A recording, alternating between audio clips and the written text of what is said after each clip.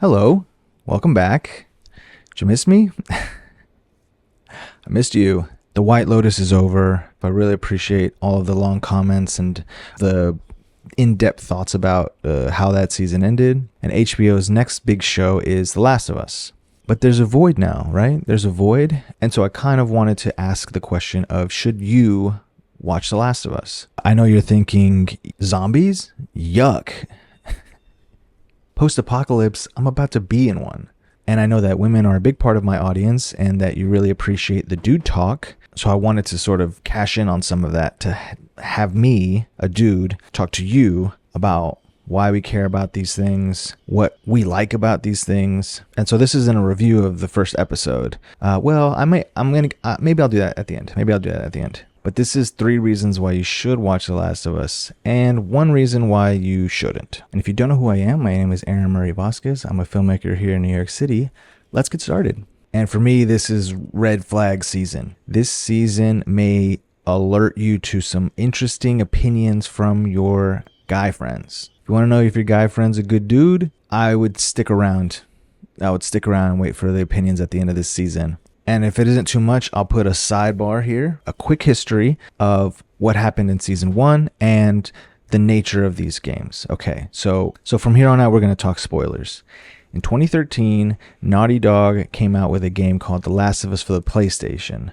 That game followed Joel, who is a broken man in a broken world. The broken world is covered by infected people, not zombies, whatever. Early on in the game, Joel loses his daughter very tragically. It was so tragic that it became sort of like a signal to everybody in the entertainment industry that this game, A, means business, and B, video games can now be much more prestige. And the game really ramps up 20 years later after he's lost his daughter, and you're tasked to take this young girl, Ellie, across the country. She's very important because she's immune. And where you're taking her is where they will figure out how to develop a vaccine for this and potentially bring the world back. So you bring this cargo across the country, but eventually you began hearing about her experiences, that you two began bonding. There's a lot of lessons she learns from you, you learn from her.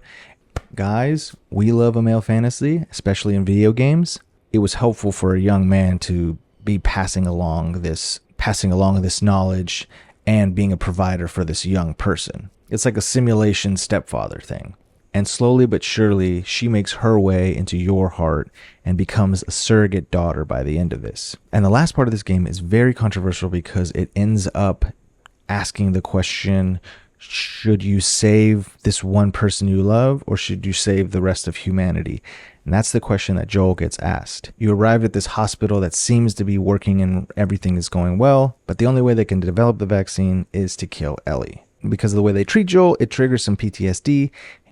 He kills everyone in his way. And this is the part of the game that is pretty definitive from my perspective as you are doing a bad thing. Not only are you killing soldiers, you're killing doctors, you're killing nurses. The game ends on a cliffhanger after they get out of there, where Joel swears to Ellie that there was no vaccine to be developed and she was released.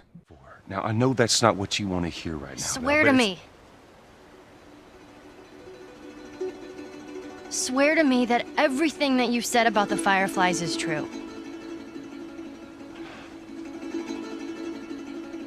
I swear.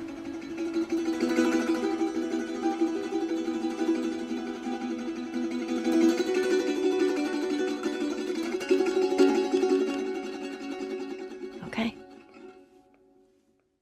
That's where the game ends. We're checking in right now, okay? Where are we at? Does this sound good to you? How are you feeling about this? Okay, let's keep going then. The first season of The Last of Us pretty much follows the exact same thing. Like all monster shows, zombie shows, alien shows, stories like this are really about humanity, not the monsters.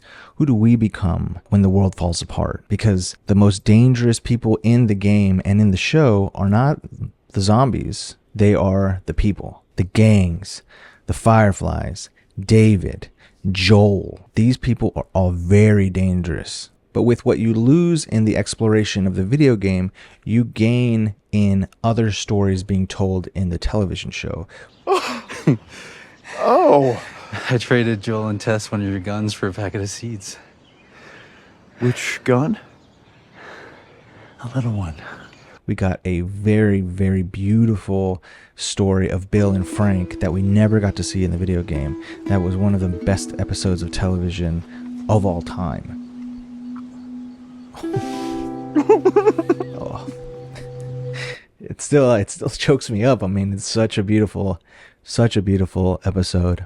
And that's a quick history of what happened in the first game as well as in season 1. Okay, so I just want to stop and check in. How are we doing? We doing okay?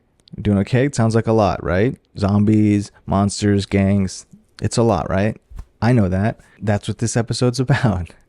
When I started playing this game, I was a young man and I felt like I was a caring person. But in this game, I got to be tough. I got to be handsome. I got to be strong. And I got to be ruthless. And this is where I kind of felt myself deviate from the other guys, especially in the online space, about what you end up doing as Joel. Because a lot of guys had zero issue with the ending. A lot of guys were very much on the side of Joel of being like, he did nothing wrong. I had a hard time with it, but that's the kind of world The Last of Us is. It's never good or bad. It's always gray. It's always dark. It's always bleak. And that's kind of led to the rubric that I've built out, which I like to call the Wife Rubric. And the big question is, should I show my wife this? Will my wife have an enjoyable time watching this? Now, there's 4 major components to this. Is the show funny? Does it have good romance? Are there good interiors? And is it stressful? By the way, I'm a Virgo. I don't know if you could tell. But as an example, let's look at a show like The Bear to see how this rubric holds up. Is the show funny? Sort of. Get back to work. Fuck you, Garrett. Yes, chef. Fuck me. Does the show have a good romance? Kind of. Are there good interiors? No. Is the show stressful? Yes. So the verdict for a show like The Bear is only a couple of episodes. The best episodes. I put them on, see how she feels, and say, we don't need to watch Seven Fishes. We don't need to watch that episode. How about a show like Succession? No. No. Sometimes. Yes. How about a show like Atlanta? Yes. Yes. Yes. Sometimes. Yeah, Michael Vick out here racing people. You're taking bets, too. Right, on your mark. Get set. Go!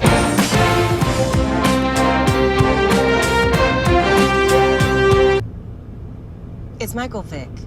The Last of Us falls heavy into the no bucket. And at the times it's funny, it's more like a funny laugh to keep from crying kind of way. The romance is non-existent in the first season, with the exception of Bill and Frank. The interiors are horrible. Nobody's cleaned up for the last 20 years. And it is extremely stressful. I think you know where I'm leaning on this.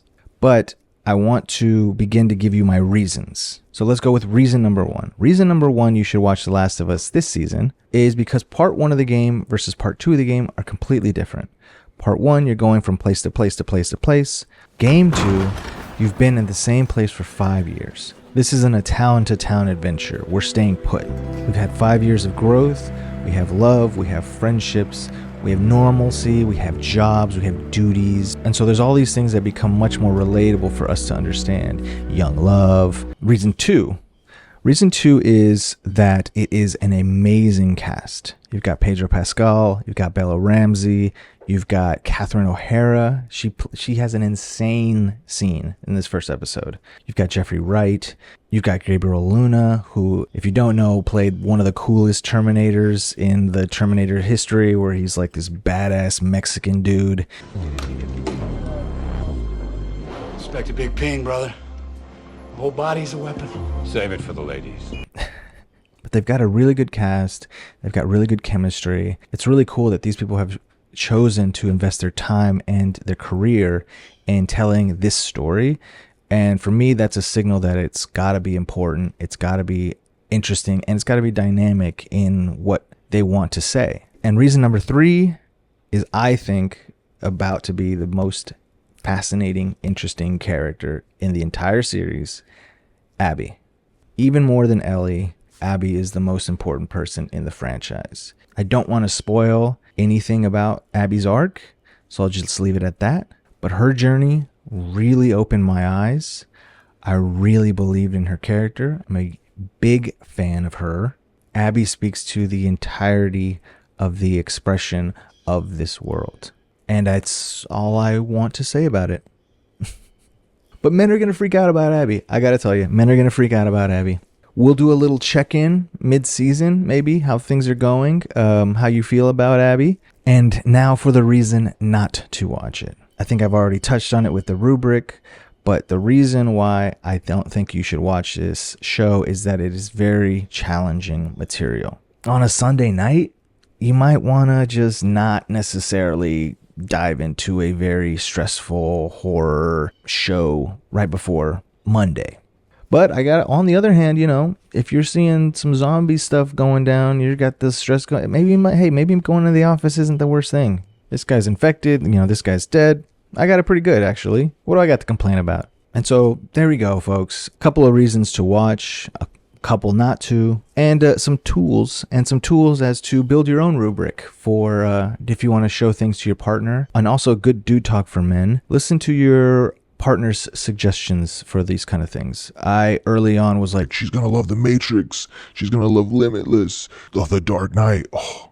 No, she didn't. And I learned that I was just going to ruin 2 hours of her life by showing her the latest Mission Impossible. Nobody understands what's going on in those Mission Impossible movies. They just know that a lot of cool things happen. Because of that, I started opening myself up to what she was suggesting, and it turned out to be very, very moving stuff. Make sure you're not always suggesting your stuff, and also make sure you can clock when the stuff isn't hitting and why, because you really want to have enjoyable time together. A movie, a video game, those are experiences. You want to have enjoyable experiences together that you can both understand. Action has a lot of visual language that my wife doesn't really understand. I have expressed how much I don't understand dynamics like the three friends in The White Lotus. And so we find ways to sort of watch things that we can connect to. There's parts of films like The Matrix where I want to say, this is super important to me. Let's watch it once in our life and then put it away. And because she respects my opinion and my passion for it, she'll give it a go, but it's not something that's going to be very big in our family the way something like 10 Things I Hate About You. So with that being said, if you're sticking around for The Last of Us Season 2 Episode 1 review, here we go. Some of the standout moments for me were interesting start with Abby. I gotta say, I didn't like that start. I'd rather you not know who Abby is and her motivations. We're finding him. Yes, we are. Yes, we are. If you got rid of that first scene and we just started and then you saw Abby at the end, that would be, for me, much better. There's just like this group of people at the end coming out of nowhere for whatever reason, which I think they did a really good job in the game of having it be like that. Tommy and Ellie shooting the infected scene. Oh, shit. This scope is sick. It ain't the scope, it's the shooter. You're getting good. I really love the camaraderie that they have here. It seems that Tommy has sort of taken the role of Joel in the absence of Joel's mentorship for whatever reason that I'm sure is probably going to be revealed. But the shooting scene with Tommy and Ellie, and the way Ellie is just very rebellious and just screaming about the things they don't want to talk about. These men do not want to talk about things, and Ellie is like, F that. I got bit, everybody! Hey. I got bit! Hey! Hey! I'm immune! The therapy scene, very intense, and I really like that the women are really calling out the men here. I've done this long enough to know when somebody is leaving something out, and you are definitely leaving something out. And you want me to validate that? No. In fact, fuck no. Joel is leaving something out. I think we know what he's leaving out. They introduce a stalker, just like they do in the second game. Stalker scene was great, very scary, very similar to how it feels like in the game. You're just trying to not be outsmarted by this thing. And then the dance scene. The dance scene was almost shot for shot recreated as in the video game, and I thought it was really well done. Basically, any moment that Ellie is interacting with Dina, I love, because Ellie's face is always just so expressive and, whoa, hey, oh, that first feeling of like, oh my God, is this happening? Oh my God, what's happening? Of young love. of the person that you didn't think was into you and then kind of begins to start showing signs that they are. That's such an exciting time, and it's really portrayed well by Bella Ramsey. I thought it was beautiful. We do a lot of jumping around in the video game. The video game is all over the place. This year, that year, coming back, but it jumps all over the place. This one seems like it's much more straightforward, and if that's the case, I'm interested in how they handle the next few weeks, both in the television show and in the coming parts of the television show. But overall, really great first episode. It introduced a lot of the spirit of part 2. Well, I can obviously take a punch, so who cares? Fucking hard, by the way. I pulled it. You pulled it? Yeah, he pulled it. Why? Because I told him to. Why? Otherwise, he would have knocked you out. And I don't want to have to explain that to Joel. Don't do that again. It's a bigger show. It's much more ambitious this season. The tales are much, much more challenging to the people and to us. You know, we're going to be challenged watching this show. I know I was very challenged playing the game, but I had a great time with it. So I think that we should stick around. I'll do a mid-season check in on you. And from there, we're just going to bounce around. We're going to bounce around. We got a couple more videos coming up. I am going to drop the trailer for my short film that's coming up soon. I'm going to release that in May. How exciting is that? It's 8 minutes, just so you know. And then after I release it, we're going to do a breakdown like I did with Miss Congeniality and Gone Girl. We're just going to break it down together and talk about what I wanted to do, what I'm trying to do with it, and whether or not you liked it. I'll address some of the comments if you liked the film or not. But anyways, thanks again.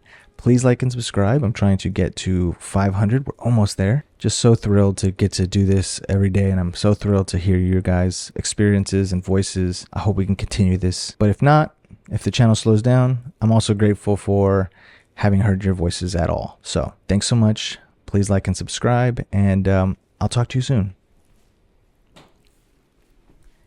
I can't get you off my mind. Been listening to a lot of Japanese breakfast.